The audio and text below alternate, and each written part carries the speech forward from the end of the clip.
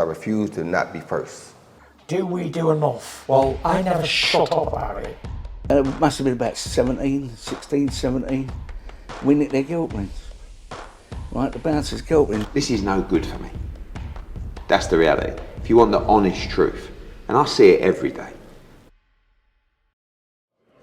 This is KUGAN CASSIUS for IFL TV, proudly sponsored by Everlast. We're at the Crolla, Smith and Lowell and Chamberlain press conference ahead of their clashes on May the 27th in Bournemouth. I'm joined by Spencer the Knowledge Fearon. How are you, mate? How you doing, sir? How did I get that name, The Knowledge, KUGAN? How did I get that name? I put it on a video chart of yours about 10 years ago. Yep, and it's stuck ever since. But I didn't name myself that. Anyway, You're not vain enough to call yourself The Knowledge. You was given. Thank you very much, KUGAN. So for all the guys keep saying, "Oh, hey, what's the impression? What's the new Knowledge?" I didn't give myself that name. KUGAN gave me that name, and it kind of stuck. Sorry, blame KUGAN. Blame me. Fine, I'll take that. May 27th is Cruiserweight heaven, isn't it? It is, and it also is gonna separate the men from the boys, and we shall see what's going to happen. It's a fantastic fight, simply because I'm really intrigued about Mikel Lowell and Isaac Chamberlain's fight, simply because both men are from the streets, but I would say, and they both had it tough. But if you know of Lowell's story, like growing up in a home and being homeless and everything else, he's a true success story, you know. I rate the fact what he's done and how he's, he's accomplished becoming a British champion, which is a massive thing, massive thing. Absolutely. Not ideal. May 27th we'll see three of our broadcasters kind of battling it out for airtime. Wood Lara, also Conlon and Lopez on the same night. So is it more the merrier, or a bit of a nightmare for boxing fans to kind of navigate through watching all three shows, which is probably going to be impossible? Well, it's going to be a little bit of a nightmare for myself and Babatunde Ajayi, because we do the watch along, so you can join that on the Stamina for Sale YouTube channel. The Fight is Right, you know how it goes. But it is going to be, but you know, sometimes when fights are like this, it's like the fight that captures your imagination deep down in your heart that you're gonna go and watch. But all fights are good. I think Lawrence Okolie's been in for a lot of stick with a lackluster performance last time out. I think Lawrence Okolie has something to prove to the British public, and I also think that Crolla and Smith has got something to prove, because he wants to become a world champion, and it's just happened that he's fighting for a world title against somebody who he knows. So they know each other inside out. They've had countless sparring sessions. They know each other really well, and it's going to be a good fight. The only thing about it is this: like, you got Shane McGuigan, who used to train Lawrence, right? So he knows the things what Lawrence has done correctly, or knows the things that Lawrence has done badly. So Lawrence really has to show up in this fight. Really has to show up, because I know Billy Smith's going to have his crowd, home advantage. He fancies it as well. He's going to come out to one of Kano's tracks, and he's coming to do something to Lawrence, you know. Right? But the thing about it is this: is when you can punch. Billy Smith can bang a bit. He can bang. Lawrence Okolie can punch, but we haven't seen it demonstrated in his last two fights. When you're inside punching range to deliver a shot, you're also susceptible to get hit yourself. So this makes it intriguing. So I'm looking forward to the fight. Absolutely. Now, breaking news from this morning, as we're all aware of, the news that Amir Khan had failed, or has failed, a test that was taken prior to the Kell Brook fight, which was in February of 2022. He's been given a 2-year ban for the substance of Osterine. I think it's been accepted that there was no intentional use, but due to strict liability, he will serve a ban, but he's a retired fighter anyway. What have you made of this news this morning? I want to say to everybody who comments on this Amir Khan situation, keep the same energy that you had for Conor Benn. That's all I got to say. I ain't got nothing more to say than that, right? Do I think that Amir Khan's a cheat? No, I don't think he's a cheat, right? And also, let's talk of the countless fighters who are being caught for having some form of substance abuse inside of their system that have actually come second best in fights, actually lost fights, right? We're talking about this substance, right? this substance abuse thing does not technically make you a better fighter. No, it doesn't. Right? It's just like when you go back to your old age, like the heavyweights of the 70s, if they were fighting today, how would they be getting on? I think they'd be doing really good because I think the 70s and the 50s, we had really good heavyweight fighters. Technically good, sound. You know what I mean? They were very proficient.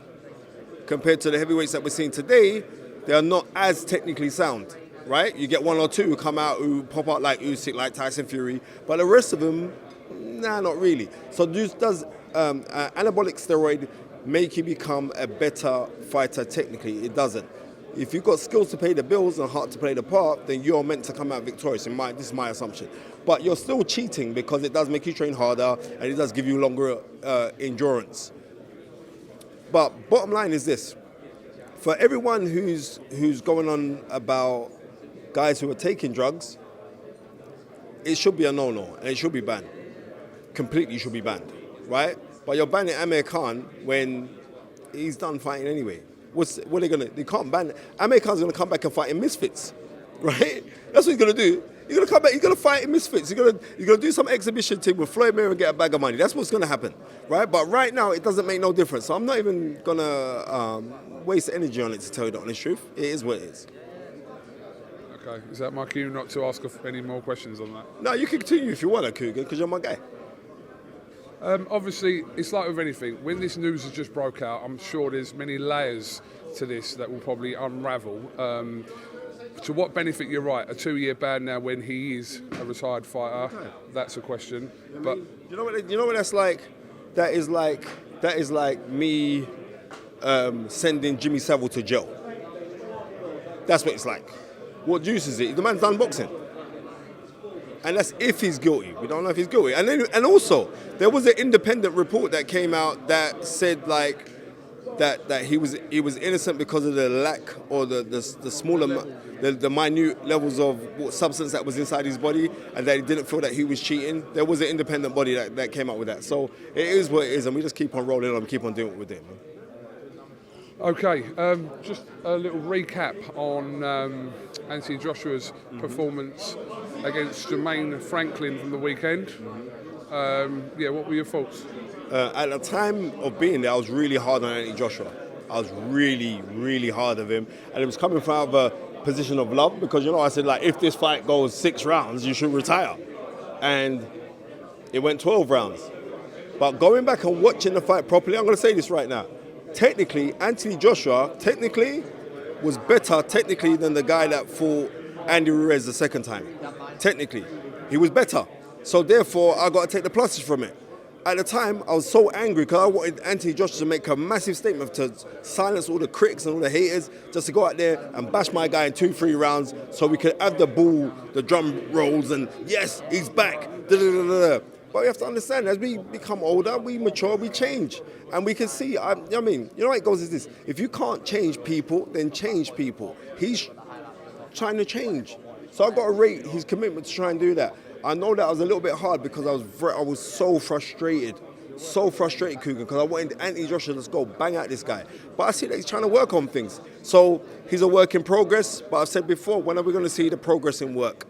And that's what I want to see. And I did, going back and watching it, I said it's like being there live, and thanks to 258 management for sorting out me and Baba Tundi's tickets, KD, watching it live and then going home and watching it was 2 different things. I said, is my television working witchcraft or voodoo on me? Because I don't think I was watching the same fight. Or some different kind of juju that was working, Manny. So like watching it there and then going home, it was a different fight. But I think we're being a little bit overly critical on Anthony Joshua simply for the fact that me personally, I want to just see devastation from him. And he's now settling with a new trainer. And if we go back, what was it? September of 94, when Lennox Lewis got knocked out by Oliver McCall in 2 rounds, right? At Wembley. I was at that fight. And Lennox Lewis then took on Emmanuel Stewart, and it took time for him to get settled in. But he was still dangerous. He was still vicious. I mean, and I remember like a year and a half after he fights Ray Mercer in a barn burner of a fight. A lot of people thought Lennox Lewis could have lost that fight. So what I'm trying to say is this is like, sometimes you got to take time, but because he's at that level, we're trying to say, listen, you're meant to be top 3, top 4 heavyweights in the world, right? On that performance, would you have beaten Tyson Fury? Would you have beaten Deontay Wilder? Would you have beaten Joe Joyce? But how I have to answer that now, looking back, he wouldn't be fighting those guys the same way, right? And I do think there is a little bit of a mental block there with Anthony Joshua, but looking back at the fight, I did see a lot of very, very good things. A lot of good things that I saw him do, which, yeah, I saw a lot of good things. But I just wanted to see him knock out the guy. Okay, well, whatever is next for him, we shall see. There are plenty of options for Anthony Joshua, including Dillian White, who was obviously there ringside. Let me tell you this now. The Dillian White fight should happen next. Dylan's talking about, let me have one more fight and then we'll fight in a... No, Dylan, seriously, fight Anthony Joshua now. If that fight is going to be made, let that fight happen now, right away. I ain't got time to sit down and wait, you fight, or then Anthony Joshua fight. No, you two fight now, and then the winner of that can try and go on and fight for a world title. Don't waste his time back, let's in one more fight. No, Dylan, fight Anthony Joshua now, right now, today, right now, tonight, wherever, right, fight now. Mr. Fearon, thank you very much for talking to IFL TV, and no doubt we'll catch up with you again soon. Love, my brother. I refuse to not be first. Do we do enough? Well, I never shut up about it. It must have been about 17. We nicked their guilt rings. Right, the bouncer's guilt rings. This is no good for me. That's the reality. If you want the honest truth, and I see it every day,